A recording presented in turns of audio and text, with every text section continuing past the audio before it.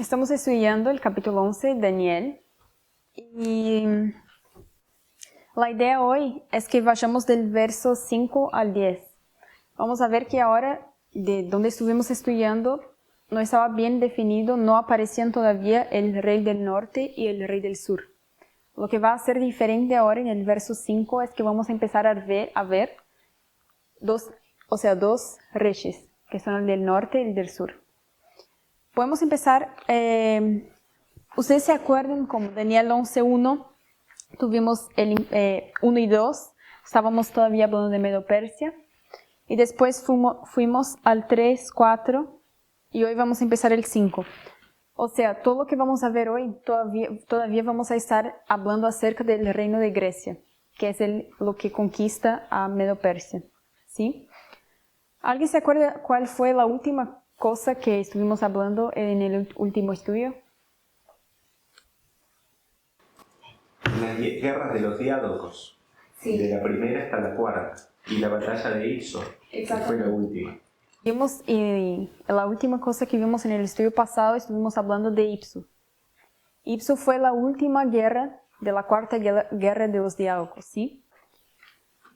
Ahora, si alguien puede leer... acá no sé si ustedes se acuerdan cómo estaba dividido. ¿Quién era el general? Al final de la guerra de Ipso, el territorio quedó dividido en 4 partes. ¿Y quién quedó con Egipto? Ptolomeo.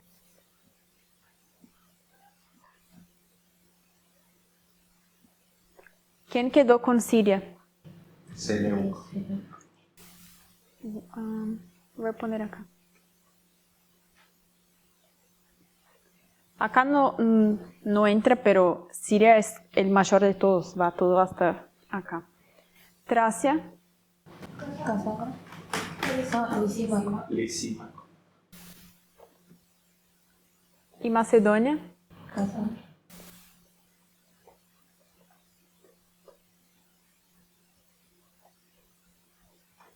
Podemos leer Daniel 11.5. Leo. Y será fuerte el rey del sur, mas uno de sus príncipes será más fuerte que él, y será poderoso. Su dominio será grande. Entonces, yo voy a poner como... Voy a empezar a escribir allá para que quede más visual. No sé si logras ver si yo escribo así. ¿Qué pasó acá en el 5? ¿Qué llamó la atención para ustedes en ese verso? De que aparentemente el más fuerte de los 4 en ese momento era Ptolomeo. Exactamente, entonces dice que será fuerte el rey del sur. O sea, acá no les llama la atención que empieza a aparecer ahora a decir el rey del sur. ¿Y por qué vos dijiste que Ptolomeo es el rey del sur? Y porque de las 4 divisiones es la que está más al sur. Sí, porque sí, cuando Daniel 11 habla del rey del norte y el rey del sur, está diciendo norte y sur basado en qué región. La tierra de Jerusalén. Exactamente, la tierra gloriosa, la Palestina o Jerusalén. Entonces acá, que está situado más o menos acá. Entonces, ¿quién sería el sur? Sería Egipto.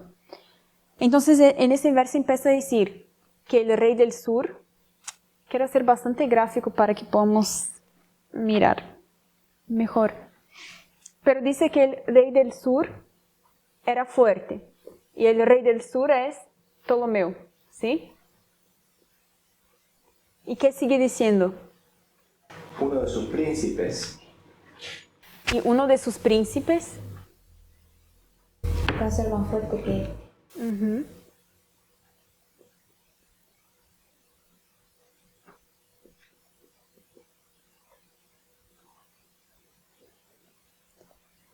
Y reinará poderosamente y su reino será grande, dice, ¿no?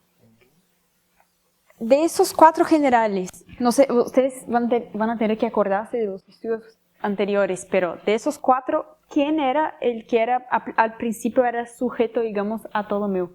Seleuco. Seleuco. Exacto, Seleuco. ¿Quién era antes que vivía acá y que Seleuco ahora está con dominio de eso al final del Ipso? Perdicas. Tuvo otros Péricles y todo, pero antes era Antígonos, que reinaba esa parte.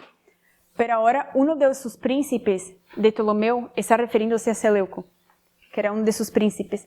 Pero también dice, al final nos ayuda a entender porque nos da más características acerca de Seleuco. Dice que será más fuerte que él, será poderoso y su dominio será grande.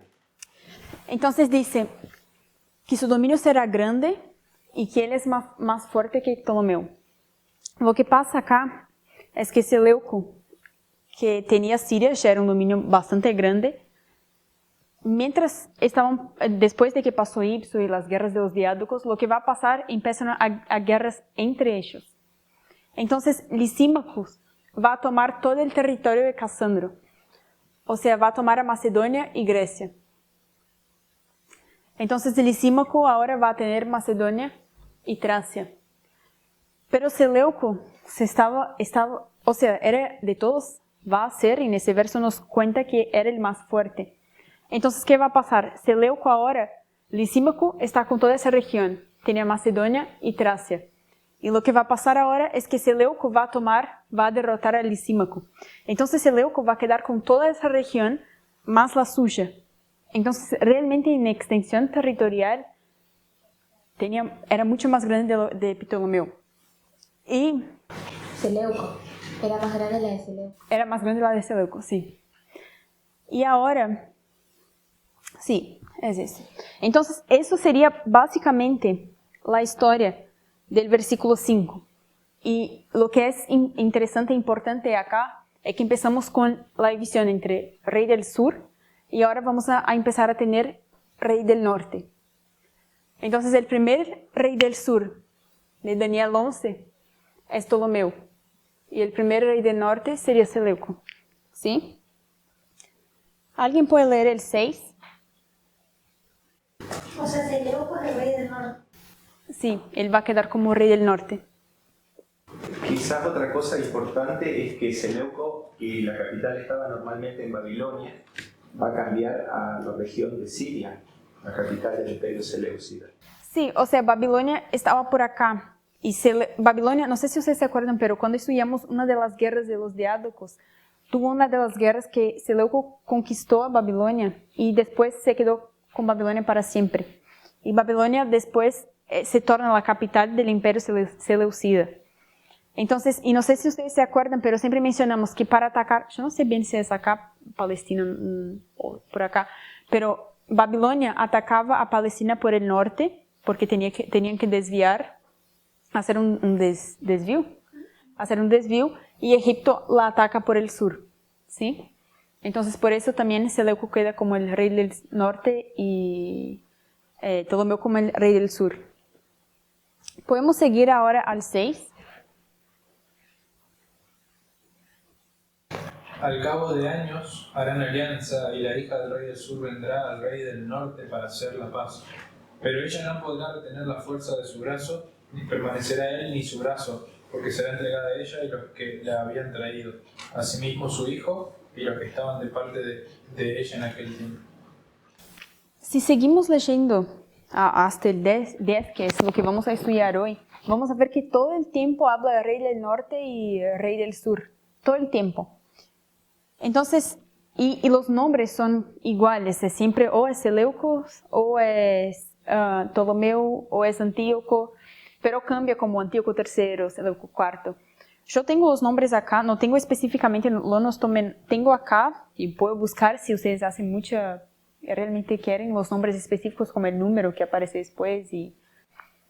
Pero si no, igual yo quiero mantener como rey del norte y rey del sur acá. Entonces, en ese momento del versículo 6, el rey del norte sería, ¿cómo es el Nicator? Nicator. ¿Y el rey del sur? Ptolomeo. Primero. No, debe ser como tercero. ¿Y qué va a pasar? ¿Qué el verso nos cuenta? ¿qué va a pasar entre ellos? Harán alianza. Van a hacer una alianza, ¿sí? Los dos van a hacer una alianza.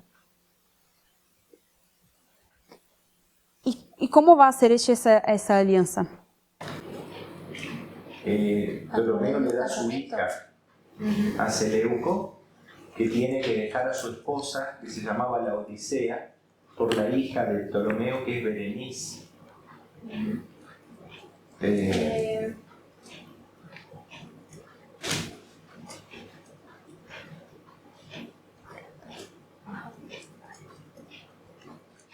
Acá en el versículo 6, en realidad, yo me confundí, pero ya cambia. No es más Seleuco. Eso es versículo 5.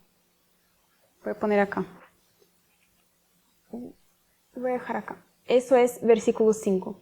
Acá, en el versículo 6, la hija que va a hacer la alianza es en realidad la hija de Antígonos III. No es el Antígonos que de las guerras.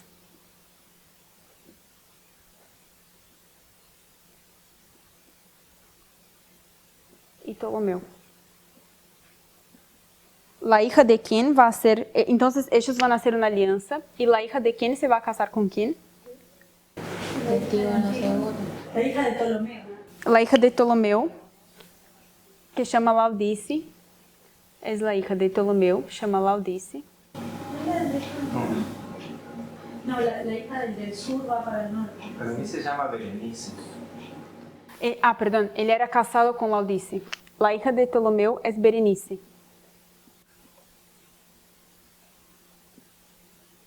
Seleuco estaba casado con... Antígonos. Antígonos estaba casado con Laodice.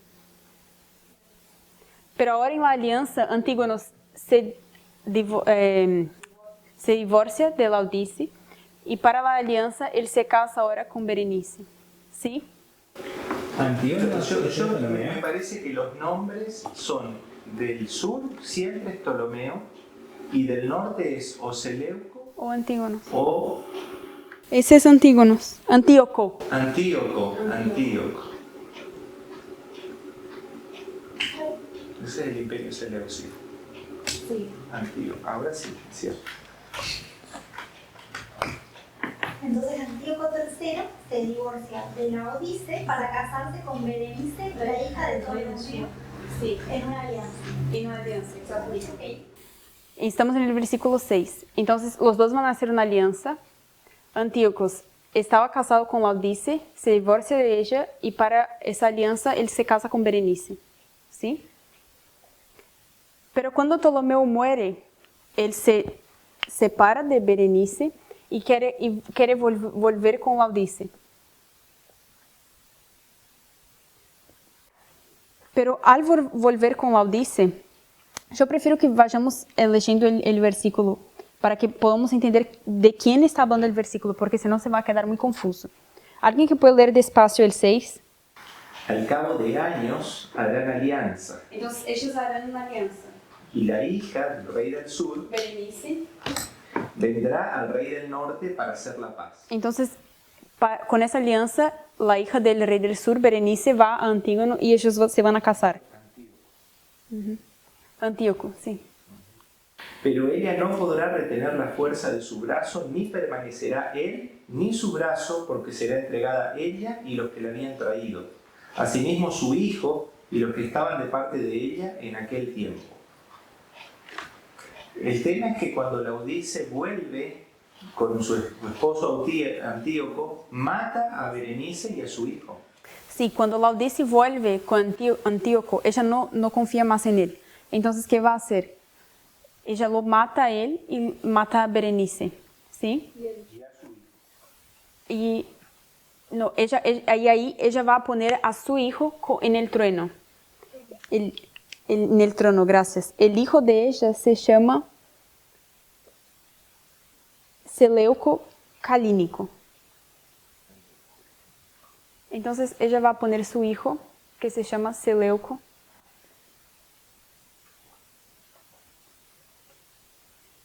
Calínico. Yo voy a subrayar los que son los reyes, si no se va a quedar confuso. Entonces en el versículo 5, Seleuco es el rey del norte, Ptolomeo es el rey del sur. En el versículo 6 es Antíoco III el rey del norte y Ptolomeo el rey del sur. Pero al final del 6, en realidad quien va a tomar el trono va a ser Seleuco Calínico. ¿Sí? Y ahora podemos leer del 7 al 9.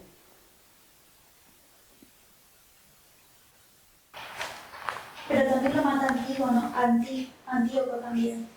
Los mata a los tres. Que la Odisea asesina a Berenice, a su hijo, y a Antíoco inclusive. Sí. No, Sí, Antíoco también. Ah, No, pero el hijo, Berenice no tuvo hijo. Yo no sé si ellos tenían hijos, capaz que sí, pero mata a todos. Y ahí pone su hijo en el trono.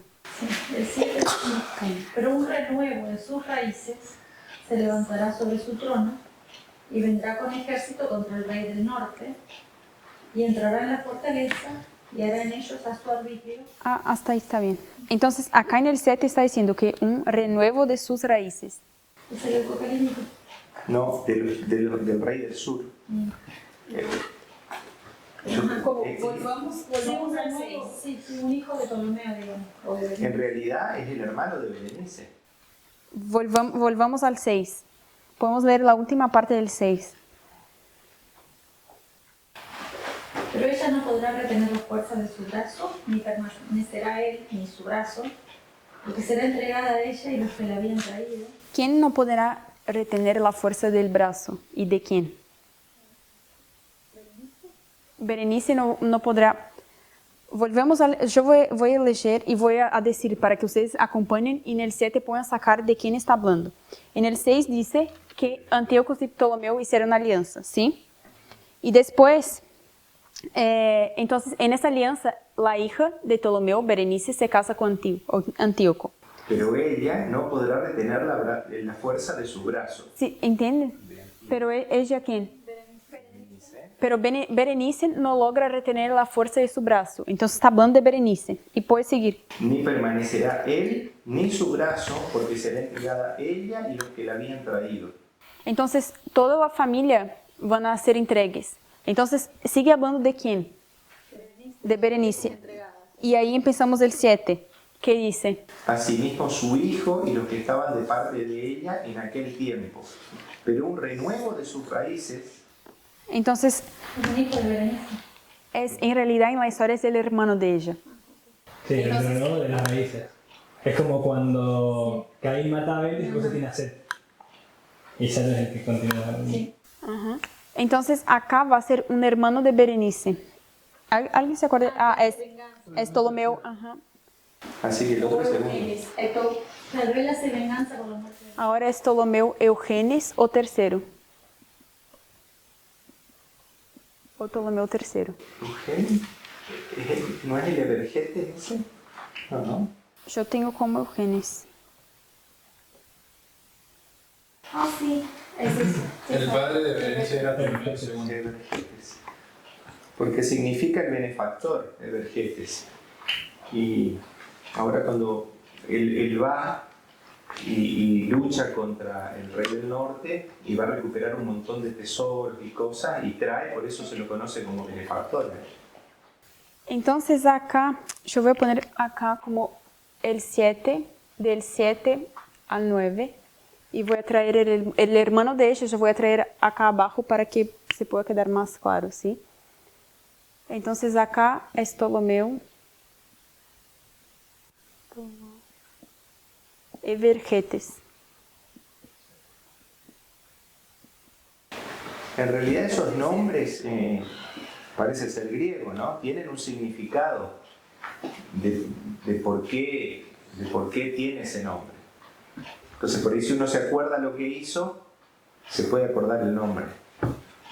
Pues yo no sabía de eso. Luego el otro Antíoco, el Antíoco primero ya es segundo. Esto. Antíoco II, Se hizo alianza. es del 6. Es Antíoco. ¿Es segundo? Sí. Sí, estaba viendo que me llamaba la atención que Wikipedia que decía otra muerte de Antíoco III, así que no podía ser. ¿Sí? ¿Quién era Seleuco Calínico? ¿El hijo de Berenice? Sí. No, de la Laodice. ¿Y la dice? Sí, lo dice. Es lo que ella pone en el trono. Yo voy a volver en la historia. Que mata a Ajá. todos, lo pone en su hijo. O sea, Laodice era la ex esposa, ¿se dice? Ex esposa de Antíoco. Y cuando él vuelve con ella queda desconfiada y mata a todos, mata a Berenice y Antíoco. Entonces va y pone a su hijo, Seleuco Calínico, en el trono. Ah, pero el hijo de Berenice también se llamaba Seleuco. Wikipedia dice. ¿En serio? Porque Sí. Y porque es el imperio Seleucida. La Todos reina- los hijos de los reyes van a tener el nombre de la dinastía. del rey del sur.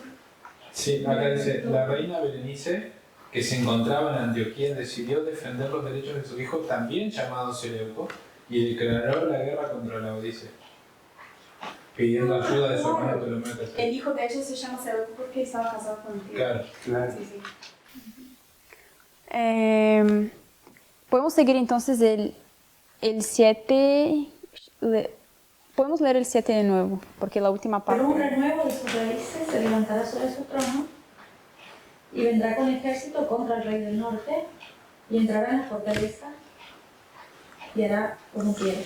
Hará a su arbitrio. Ajá. Entonces, el hermano de Berenice, ellos invaden el territorio de Seleuco y lo toman todo de vuelta lo que él les había tomado. ¿Y cuál es la fortaleza? El territorio de Seleuco, de Antíoco, digamos.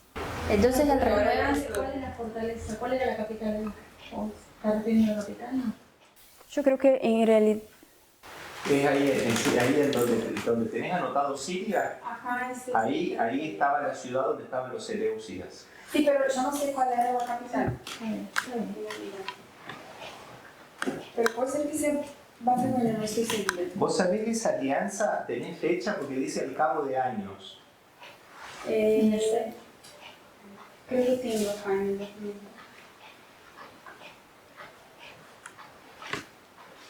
¿Cómo dice? En En el 6 dice al cabo de años harán alianza. ¿Cuándo fue? La alianza fue firmada en el año 249 a.C. Gracias. Y la alianza fue firmada en el 249, pero el matrimonio fue en el 261, según Wikipedia. Ah, y la capital del reino Seleucida es Ser al sur de Babilonia. Se llamaba Seleucia del Tigris. En realidad yo tengo las fechas, yo creo que es un poco distinta de cuando conquistó.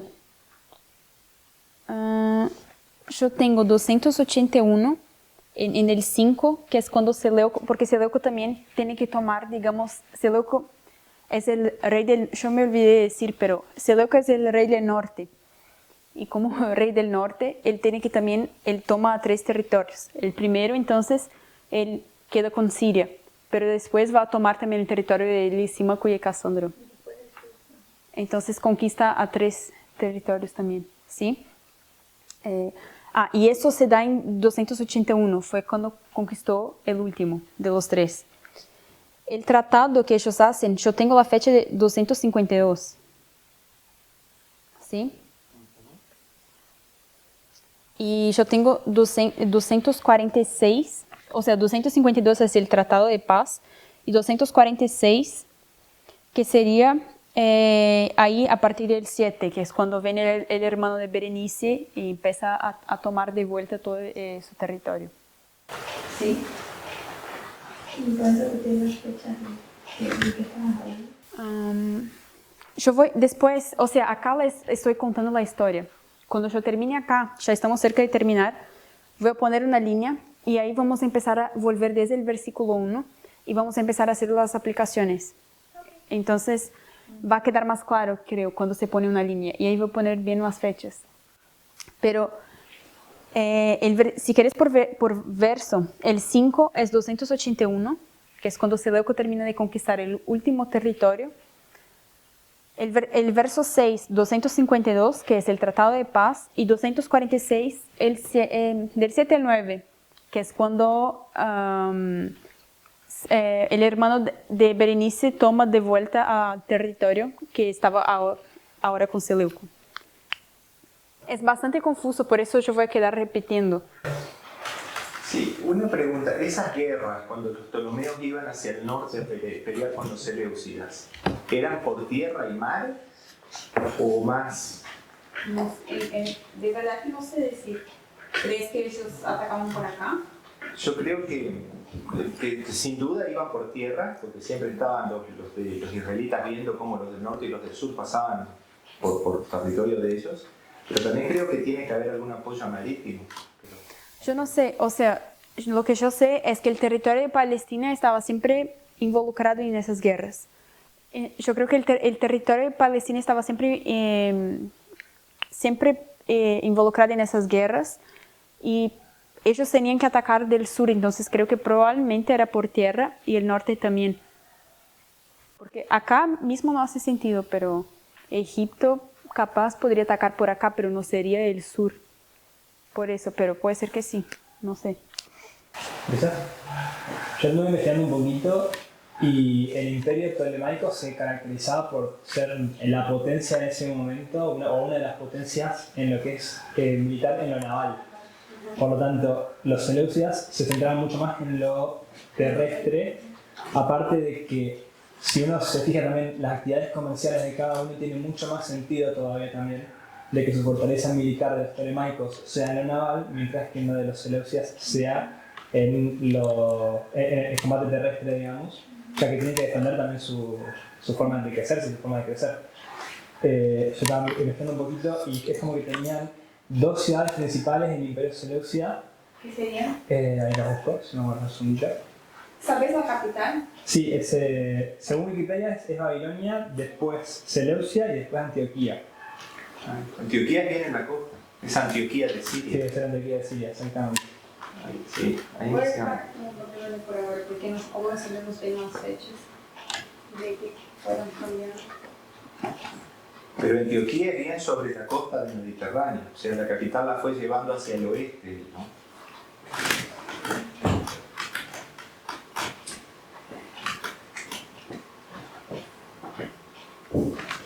Y cuando habla de esta ciudad, de la fortaleza y todo, ya es Antioquía. Sí, las dos ciudades principales que se son Antioquía de Siria o Antioquía de Orantes, que se llama, y Seleucia del Tigris, o Seleucia. Entonces, Antioquía ya estaba a partir del verso.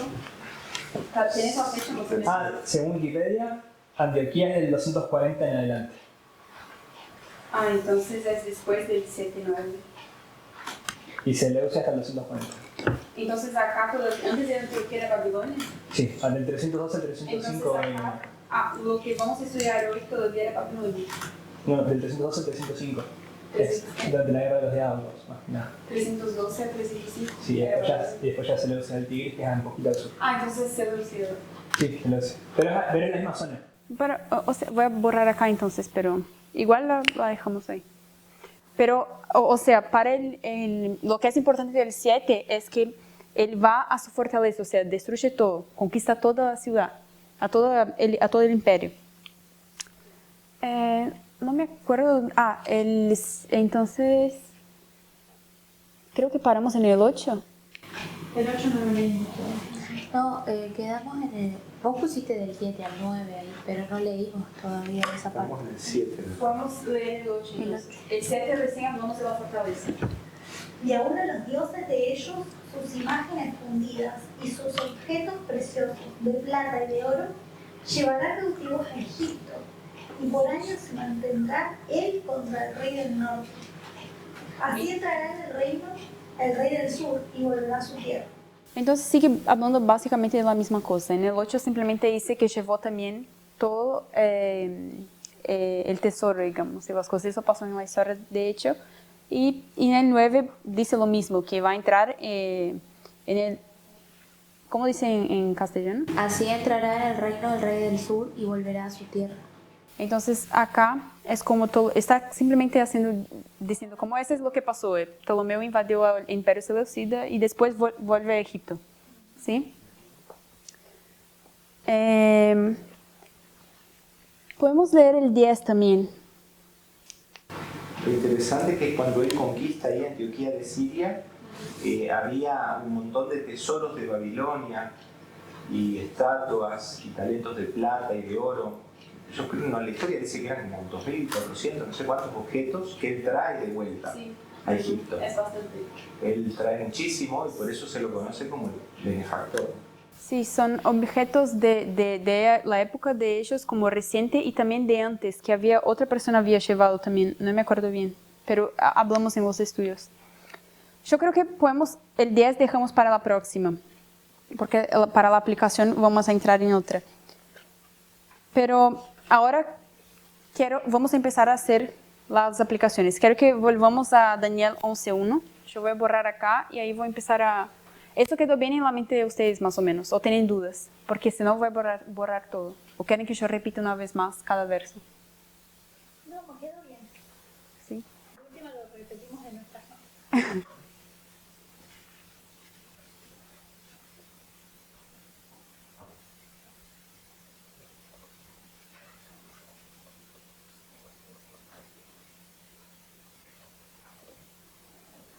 Si alguien quiere leer el versículo 1. Daniel 11.1. El Seleuco Galínico muere ahí, ¿no? ¿O no? Calini. Seleuco Galínico. El hijo de Laodice. ¿Sabemos el resultado de esa batalla? La verdad que no sé si muere, pero capaz. O sí, no sé. No sabía. Seleuco Galínico, hay que buscarlo.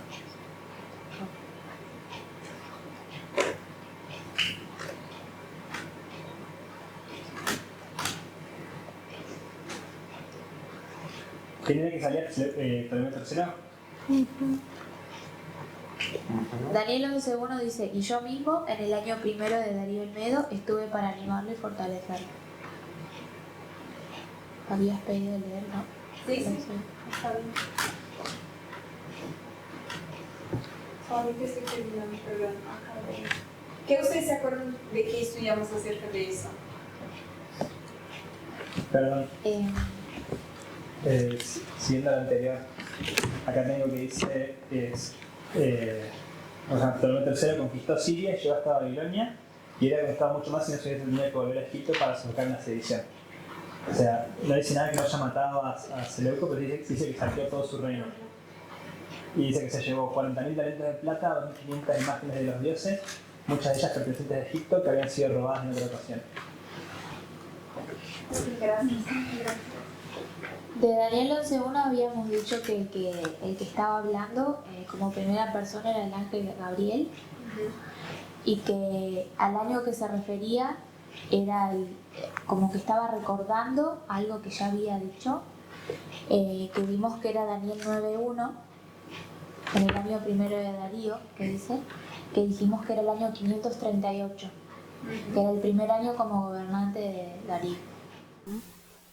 Pero habíamos hablado también que, no sé si ustedes se acuerdan, habíamos hablado acerca de 270 años, que eran 270 años como fin de cautiverio, uno de cautiverio babilónico y otro de cautiverio como pueblo.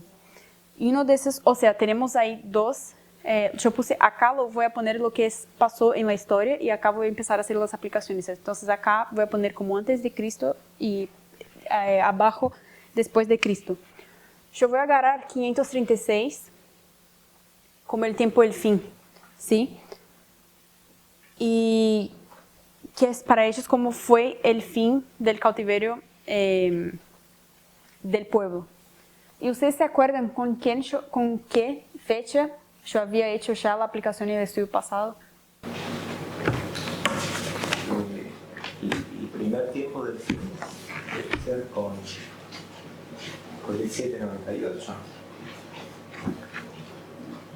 Ese es el segundo, 538 es el primero. Este es el segundo, entonces 1989. Sí. Entonces acá podemos poner como 1989, ¿sí?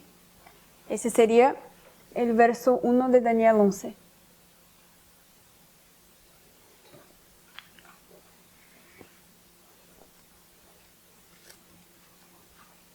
Después, cuando fuimos al verso 2, ¿qué habíamos visto? Verso 2. Y ahora yo te mostraré la verdad. He aquí que aún habrá 3 reyes en Persia, y el cuarto se hará de grandes riquezas más que todos ellos. Los últimos reyes en Persia. Exactamente, ¿cuáles eran? Cambises, Estaban en Ciro, y luego venían Cambises. Alexandris, Falcismerdis. Acá era Ciro, ¿sí? Ciro y Darío. Acá era Cambises, Falcismerdis. Darío Estapes y Jerjes, o Asuero.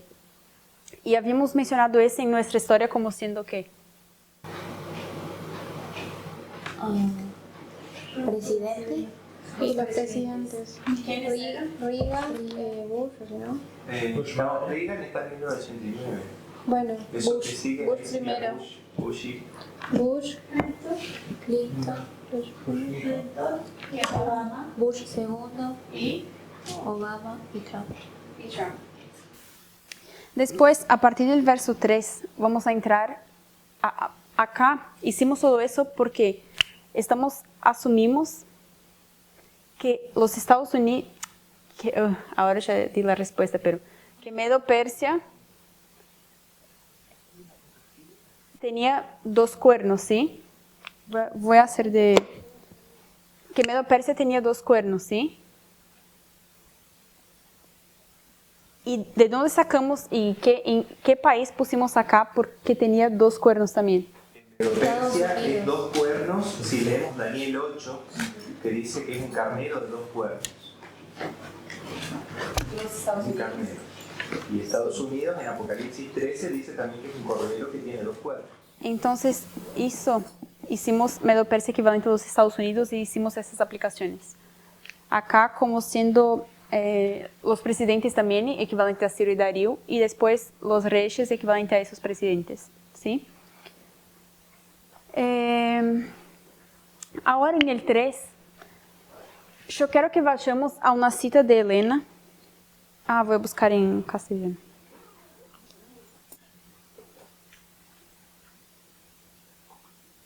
Porque estamos cambiando.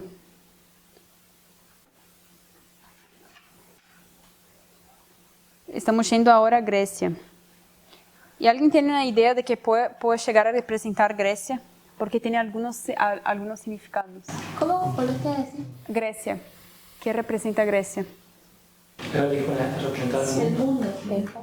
Sí, pero ahora vamos a ver específicamente qué dice esa cita.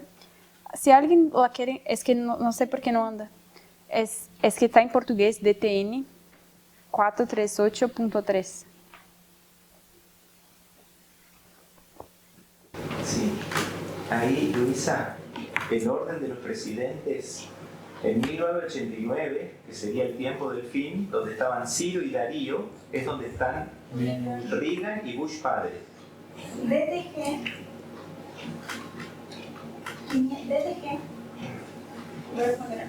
574.3. Esos serían los 2 primeros presidentes en 1989. Después el orden sería Clinton, Bush hijo, Obama, Trump. Clinton antes, Clinton, Bush. Acá es Reagan y Bush. Exacto. Sí, gracias. Todos tienen la cita ahí. ¿Cuánto podemos? DTG 574.3.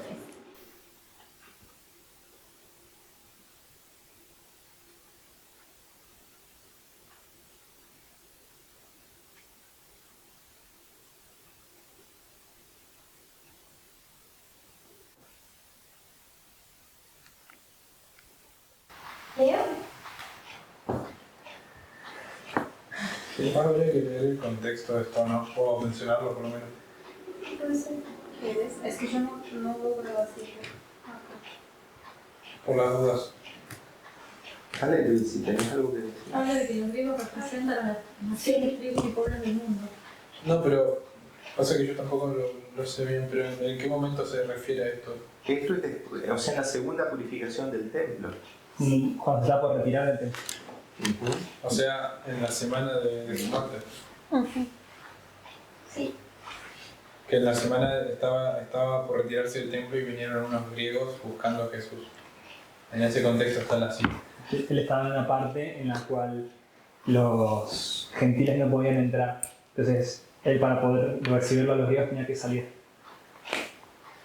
Dice, estos hombres vinieron del occidente para hallar al Salvador al final de su vida, como los magos habían venido del oriente al principio. Cuando nació Cristo, los judíos estaban tan engolfados en sus propios planes ambiciosos que no conocieron su advenimiento. Los magos de una tierra pagana vinieron al pesebre con sus donativos para adorar al Salvador. Así también estos griegos, representando a las naciones, a las tribus y a los pueblos del mundo, vinieron a ver a Jesús. Así también la gente de todas las tierras y de todas las ciudades iba a ser atraída por la cruz del Salvador. Y así vendrán muchos del oriente y del occidente y se sentarán con Abraham, Isaac y Jacob en el reino de los cielos. Acá lo que usa es un ejemplo de los griegos como siendo todas las naciones, ¿sí? Pero lo que quiero sacar de acá, y que para que podamos entender eso, mi idea no es dar el estudio de Apocalipsis 17, pero no sé cuántos se acuerdan cuál era el reino que viene después de los Estados Unidos, basado en Apocalipsis 17. Los 10 reyes, que son ¿quién? Exactamente, que son la ONU. Y exactamente, está representado también por la alianza. Entonces acá, en el verso 3, cuando tenemos a Alejandro Magno, el último presidente, según Daniel, que nos da, porque él salta, hay más reyes después de Jerjes, pero Daniel salta y va directamente a esos. Por eso decimos también que Trump es el último presidente, ¿sí? Porque ahora va a haber un cambio. Estamos saliendo de Medio Persia y estamos entrando en Grecia, que ahí sería una reunión de las naciones. Es cuando tenemos también a Estados Unidos haciendo parte. Y acá 3, ahora Alejandro Magno va a estar representando a Trump como el líder de la ONU. Creo que cuando estudiamos Apocalipsis 17, vimos más detalles acerca de eso.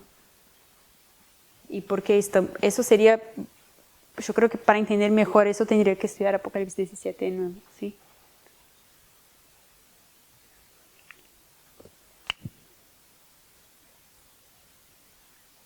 Y en el 4, que tenemos las divisiones ahí también. Y yo creo que sería básicamente lo mismo, porque tenemos la división de los territorios y la ONU representando todo el mundo, digamos como las 4 partes. ¿Sí?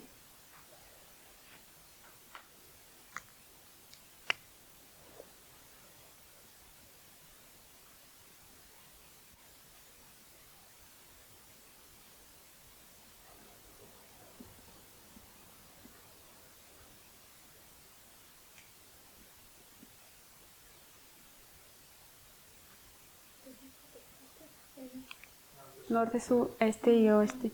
Y acá representando la ONU también, en el 4. Ahora cuando empezamos en el 5. ¿Me querés explicar de vuelta qué escribiste en el 3? Alejandro. Alejandro. Y en el 4, Norte, sur, este y oeste.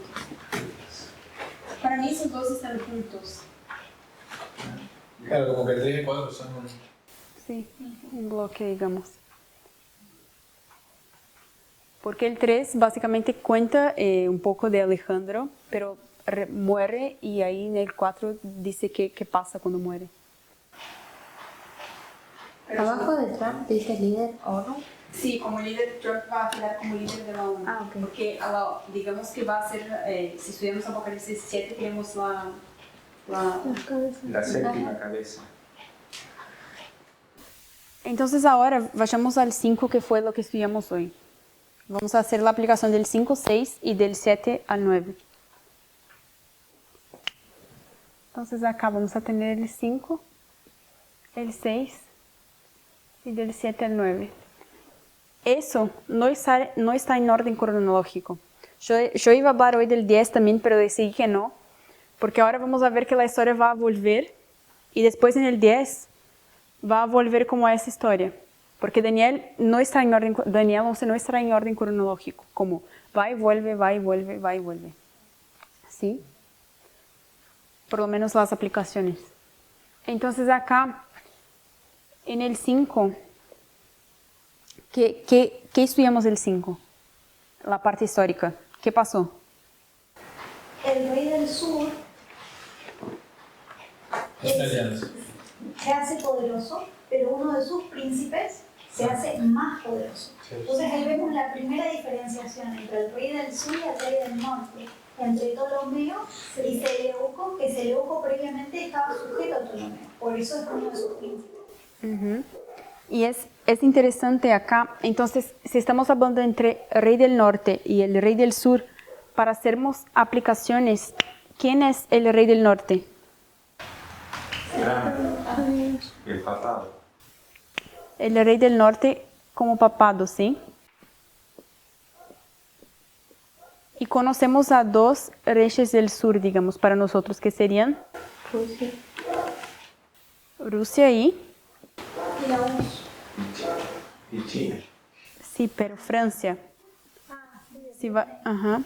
Depende si vamos a... Sí.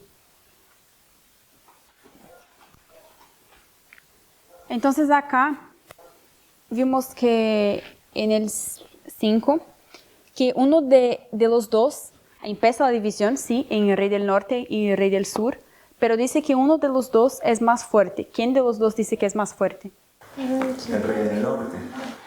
O sea, uno de sus príncipes será más fuerte que él, dice. Sí. ¿Y quién era el príncipe del rey del sur? El rey del norte. Entonces acá en el 5, el rey del norte es el más fuerte. Y en aplicación, acá podemos poner, ¿cuándo que el rey del sur es más fuerte que el papado? No entendí. ¿Por qué? Estamos pensando en el rey del sur primero, que es Ptolomeo. Entonces dice, Ptolomeo va a crecer, pero uno de sus príncipes, que está en el norte, será más fuerte. El que termina siendo más fuerte es el rey del norte. ¿Te ayudó? Sí, ahora sí. Perdón si no había quedado claro antes, pero en el 5 quien es más fuerte es el rey del norte. Porque a pesar de que Seleuco, estamos hablando, es como si el 5 estuviera retomando. Antes Seleuco era un príncipe de Ptolomeo, porque Antígonos era lo que cuidaba del imperio seleucida. Pero ahora ya en el 5, Seleuco ya, tenemos que acordar que en el 4 Antígonos ya no estaba más.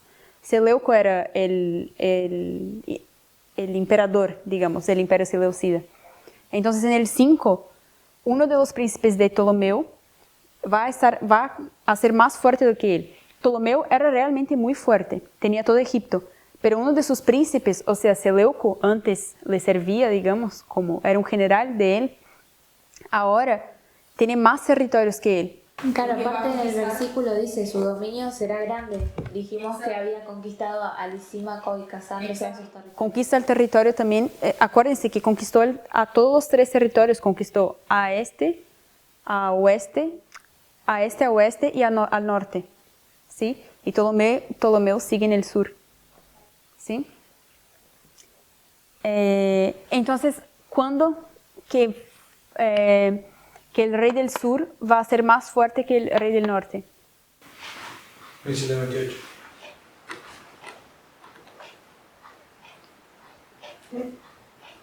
Ya está volviendo en tiempo. Sí, pero está bien. Solamente que ahora yo me quedé con duda.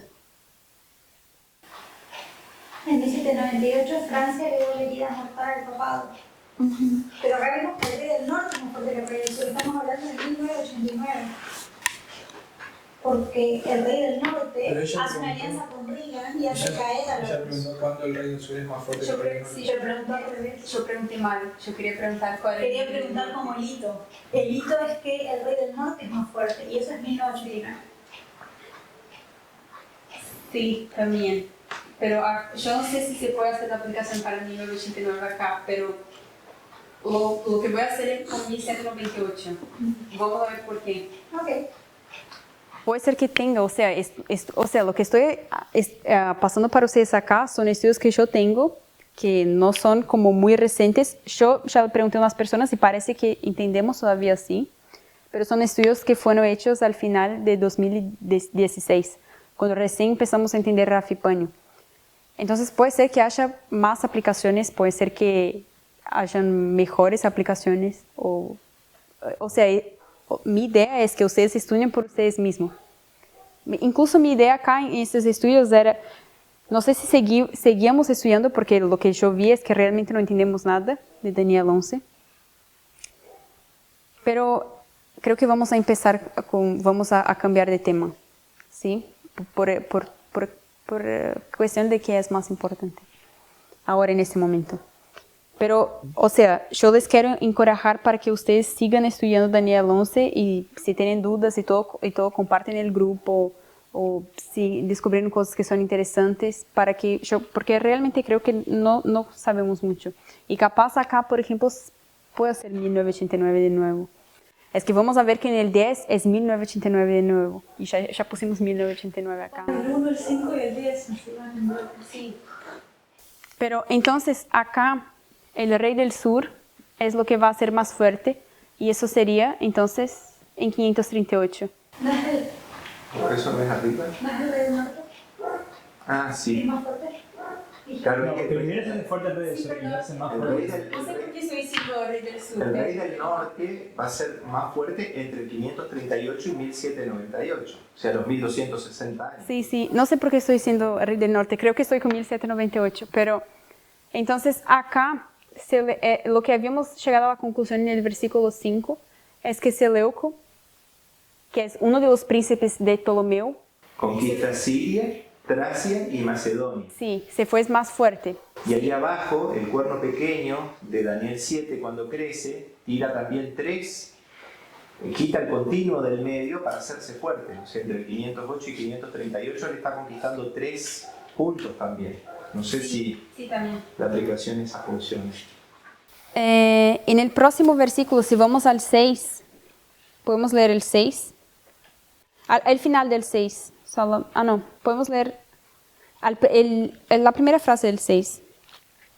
¿Qué pasa entre el rey del norte y el rey del sur? Una alianza. Entonces acá, en el 6, el rey del norte y el rey del sur hacen una alianza. ¿Y cuándo pasa eso en esa historia? ¿Alguien sabe? ¿No habíamos dicho la fecha? Eso pero en la aplicación, después de 538. Acá, Francia, ¿ustedes se acuerdan de la historia? Acá abajo es después de Cristo, encima antes de Cristo. En 538, el general Berthier de Napoleón fue y dio la herida mortal. 1798. Sí, no sé por qué estoy confundiendo mucho eso, pero gracias. 538, exactamente, empieza la supremacía papal y el Papa termina de conquistar sus territorios. ¿Sí? O sea, se termina de derribar el tercer cuerno. Sí, exacto. Se termina de derrubar el tercer cuerno. Decimos 538 ahí abajo porque es la aplicación. Sí, todo lo que estoy haciendo acá abajo es aplicación. Encima es la historia de Daniel 11. O sea, no debería ir arriba.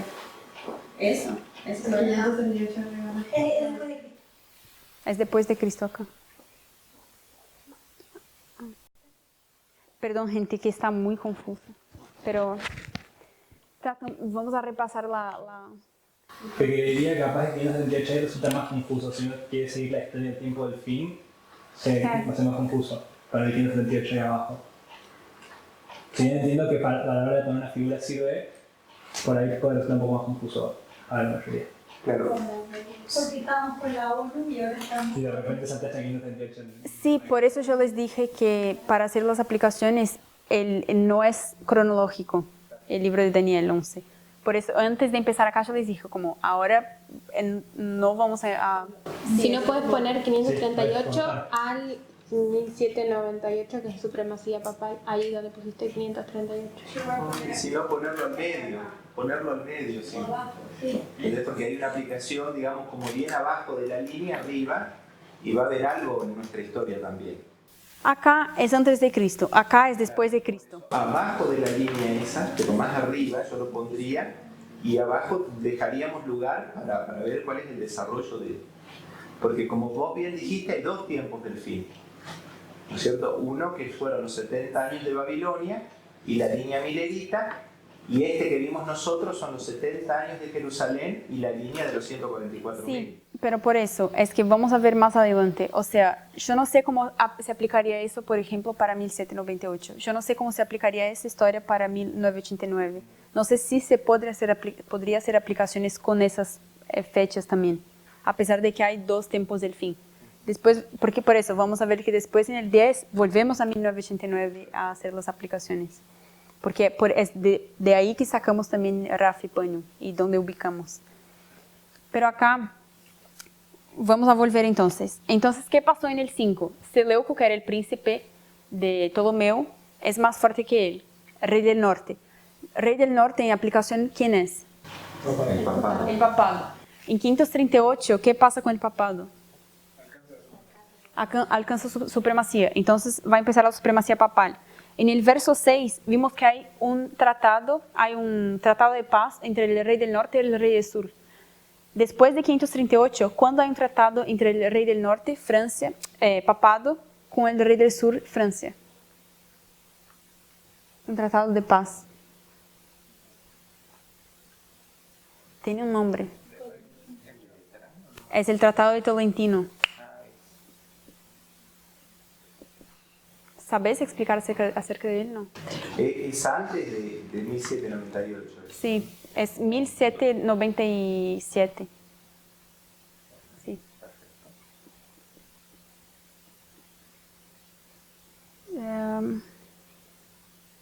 Yo tengo acá la fecha, es 19, fue hecha en 19 de 2 de 1797. ¿Sí? Entonces acá hay ese periodo de paz entre Napoleón y el Papa. Pero cuando vamos del 7 al 9, ¿qué va a pasar? Acuérdense de la historia. ¿Qué pasa del 7 al 9? Si quieren leer, ¿qué pasó en el 7 que habíamos leído? Que el rey del sur va y entra a la fortaleza. Sí, intenten acordarse de... visualmente para mí quedaría más fácil, pero allá del lado de allá tenemos el rey del norte y de acá el rey del sur, Ptolomeo. Y Berenice era una hija de Ptolomeo. Y después, cuando Seleuco vuelve a Laodice, ella mata a todos. Y en el 7 empieza a decir que un renuevo de sus raíces, o sea, el hermano de Berenice, el hermano de una persona que era hija del rey del sur, va a hacer ¿qué? Va a hacer guerra contra el rey del norte. ¿Sí? Entonces, el rey del sur se va a vengar y va a hacer guerra contra el rey del norte. Y se acuerdan que va a llevar todos sus tesoros y todo. ¿Y cuándo pasa eso acá? 1798. En 1798, que ahí sí es cuando el general Berthier de Napoleón va y lleva cautivo el Papa, Pío VI, ¿sí? ¿Y alguien sabe por qué él hizo eso si ellos tenían un tratado de paz? ¿Qué pasó para que él hiciera eso? ¿Para que quién, perdón? Para que los franceses ataquen Roma Sí. y lleven preso al Papa. Y habrán roto el tratado. Sí, pero ¿cómo?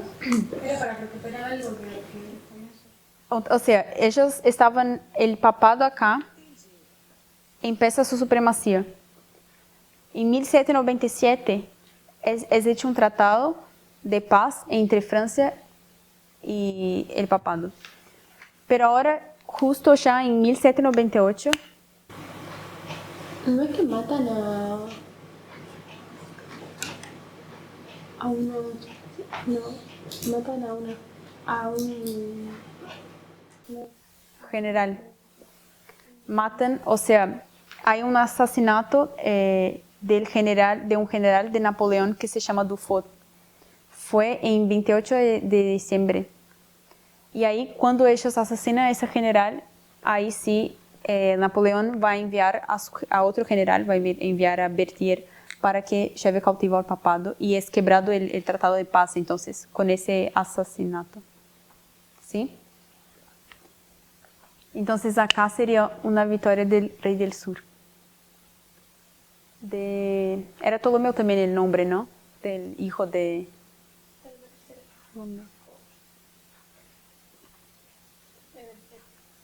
Ever.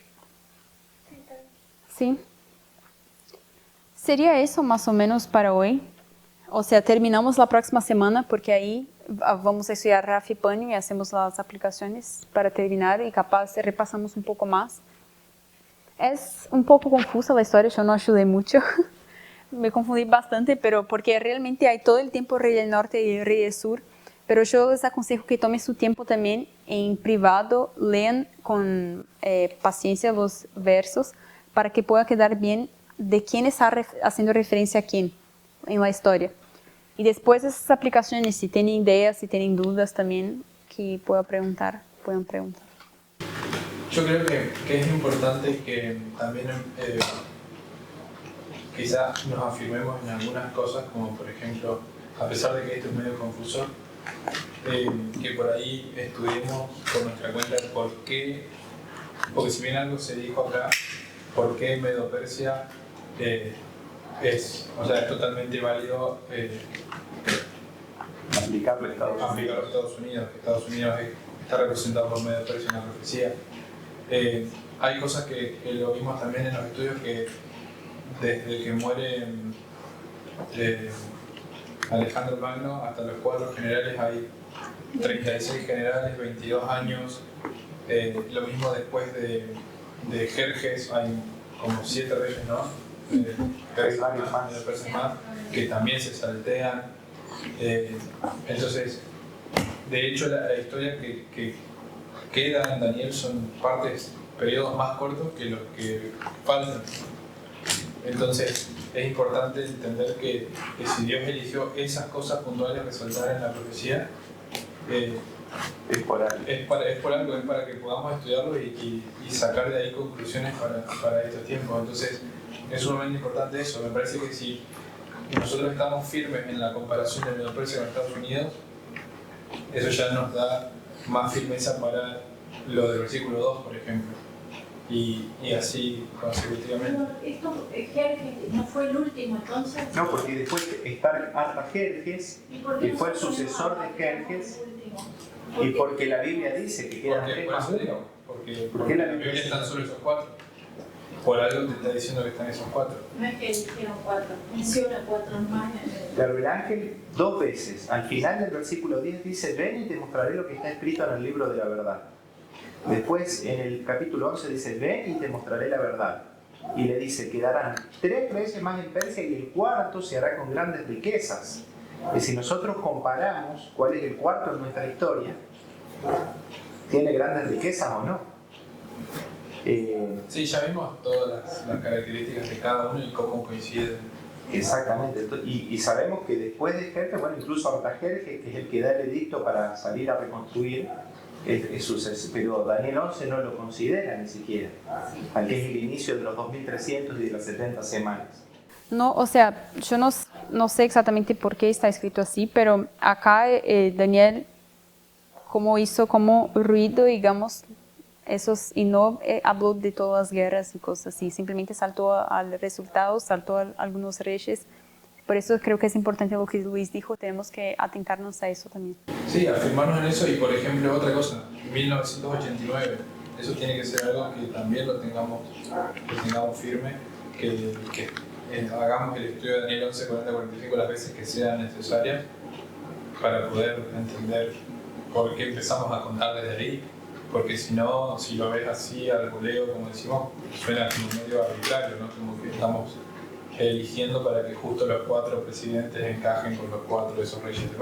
Pero tiene todo un sentido muy firme el hecho de que sea 1989, justo al comienzo, alineado con el 536. ¿Alguna duda más? ¿O algún aporte más? Capaz tenemos que dejar grabado también esto, de que, digamos, la posición de que nuestro tiempo del fin empieza en 1989 no es una posición oficial de la Iglesia. Pero cuando uno estudia esa sucesión, uno ve de que el rey del norte va a conquistar 3 cosas nuevamente. O sea, finalmente el rey del sur, conquista la Tierra Gloriosa y conquista Egipto, como está mencionado ahí, que es el mundo entero, ¿no? Como símbolo del mundo, para después, a través de un decreto, o sea, el decreto dominical está ahí, hablado en esos versículos, tener al mundo entero bajo su poder. Entonces, si nosotros sabemos que eso es una sucesión de eventos y que muy pronto va a haber leyes dominicales, imaginémonos que sale una ley dominical en el 2020, ¿no? Tenemos que aceptar que antes que eso tiene que haber un inicio de ese tiempo del fin y una serie de eventos que llevan a esa ley dominical. O sea, si hay algo así, tenemos que ver que realmente el tiempo del fin para nuestra generación es las opiniones personales de los que han escrito estos libros. O sea, eso es algo que hoy en día se pone en tela de juicio cuando uno tiene una discusión. Pero si llega a aparecer algo, tiene que haber esa serie de eventos, ya tiene que haber tenido un inicio. Es lo que nos muestra Daniel 11, 40 al 45. ¿Alguien más? Si no oramos.